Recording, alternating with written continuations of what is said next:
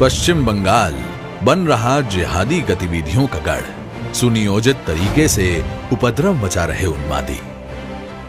राष्ट्र विरोधी गतिविधियां खुलेआम चल रही हैं पश्चिम बंगाल में, पर राज्य सरकार मौन है। या यूं कहें, मुस्लिम वोट बैंक और सत्ता लोभ के कारण हिंदू बहुल पश्चिम बंगाल को मुस्लिम बहुल राज्य के रूप में परिवर्तित करने में खुलेआम समर्थन कर रही है। अगर इतिहास पर गौर करें तो भारत विभाजन के समय बंगाल का हिंदू बहुल क्षेत्र ही पश्चिम बंगाल के रूप में अस्तित्व में आया था। पर यह आश्चर्यजनक है कि बांग्लादेश से विस्थापित होकर बड़ी संख्या में हिंदुओं के पश्चिम बंगाल में आने के बाद भी राज्य की हिंदू जनसंख्या, जो 1951 में 78.45% थी, वो 2011 की जनगणना के अनुसार घटकर 70.54% तक आ गई। ये राष्ट्र की एकता व अखंडता के लिए गंभीर चेतावनी का विषय है। जिस तरह से पश्चिम बंगाल में बेखौफ होकर जिहादी गतिविधियां चलाई जा रही हैं, भारत बांग्लादेश सीमा से मात्र 8 किलोमीटर अंदर मालदा जिले के कालियाचक पुलिस स्टेशन पर राष्ट्र विरोधी जिहादी तत्वों द्वारा आक्रमण कर लूटपाट करने, आपराधिक रिकॉर्ड जला देने तथा राज्य में अनेक स्थानों पर सुरक्षा बलों पर हमलों की बढ़ती घटनाएं राष्ट्रीय सुरक्षा व कानून व्यवस्था के लिए गंभीर चुनौती बन गई है। इतना ही नहीं, जाली मुद्रा, गोवंश तस्करी, घुसपैठ को निरंतर बढ़ावा दिया जा रहा है।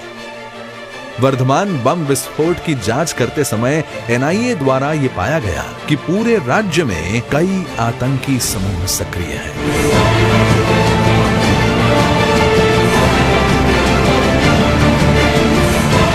कट्टरपंथी मौलवी हिंसा को बढ़ावा देने वाले फतवे खुलेआम जारी कर रहे हैं। कटवा, कलीग्राम, इलाम बाजार, मेटिया बुरूज, कोलकाता सहित अनेक स्थानों पर कट्टरपंथियों द्वारा हिंदू समाज पर आक्रमण किए जा रहे हैं।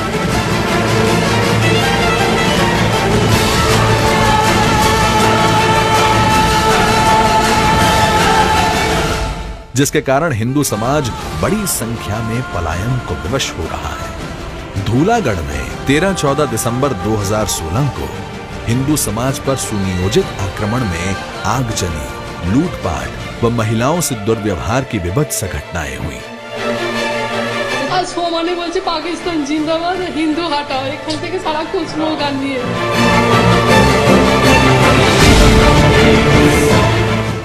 राज्य सरकार द्वारा इन कट्टरपंथी तत्वों को नियंत्रित करने के बजाय इन घटनाओं को पूर्णतया छिपाने का प्रयास किया गया। Are you concerned about the situation in Dhulagarh? Lot of politics at play.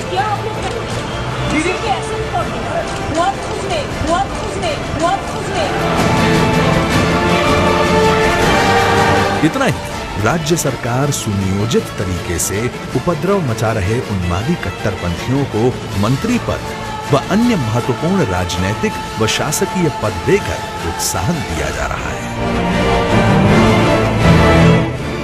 राज्य सरकार एक ओर राष्ट्रभक्ति का संस्कार देने वाले विद्यालयों को बंद करने की धमकी दे रही है, वहीं दूसरी ओर कुख्यात समूनिया मदरसा जैसी हजारों संस्थाओं की ओर से आंख मूंदे हुए हैं, जिनमें कट्टरपंथी व जिहादी प्रशिक्षण दिया जा रहा है। कट्टरपंथियों के दबाव में पाठ्य पुस्तकों में मूल बांग्ला शब्दों को बदला जा रहा है। पिछले दिनों मुहर्रम के कारण मां दुर्गा की प्रतिमाओं के विसर्जन का समय असामान्य रूप से कम कर दिया गया, जिस पर कोलकाता उच्च न्यायालय भी राज्य सरकार को फटकार लगा चुकी है। ऐसे में अब समय आ गया है कि भारत की एकता और अखंडता को बनाए रखने के लिए हमें लोगों को जागरूक करना होगा।